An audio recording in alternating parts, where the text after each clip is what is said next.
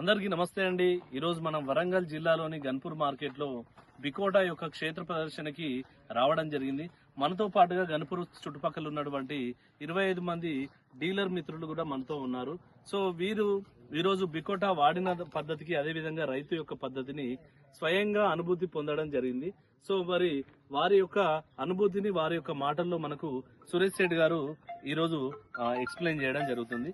So Suresh Shetty గారు, మీరు బికోటా పద్ధతికి, అదే విధంగా రైతు పద్ధతికి మీకు ఫీల్డ్ చూసిన తర్వాత ఏమనిపించింది, ఏంది, దీని యొక్క ఫీడ్బ్యాక్ ని మీకు మీ మాటల్లో తెలియజేయాలి. ముఖ్యంగా బేర్ యాజమాన్యానికి తెలియజేయలేదు ఏమనగా, మా రైతు డీలర్ సోదరులందరి తరఫున ఈ బికోటా ఫీల్డ్ చూడడానికి ఇప్పవడం గ్రామానికి రావడం జరిగింది. ఇక్కడ చూసినది ఏమున్నదంటే, బికోటా వాడిన ఫీల్డ్ ఈ మొక్క పిలకలు అధికంగా ఉండడం జరిగింది. వేరే సేమ్ డే నాటేసిన వేరే పక్క పొలంలో ఉన్నటువంటి ఈ మొక్కకు తక్కువ పిలకలు ఉండడం జరిగింది.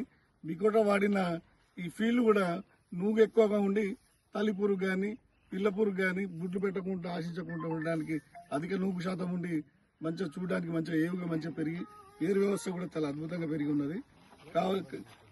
ముందు ముందు కూడా రైతు మహాశయులందరికీ కూడా ఇది బికోటా వాడితే వాళ్ళ పొలానికి ఎంతో కొద్దిగా మేలు జరిగే అవకాశం ఎక్కువగా ఉన్నదని ఈ ఫీల్డ్ మీద మాకు ప్రత్యేకంగా మా అనుభవపూర్వకంగా తెలుపుతున్నటువంటి ఈ బికోటా ఎంతైనా రైతుకు మేలు చేసే ప్రోడక్ట్.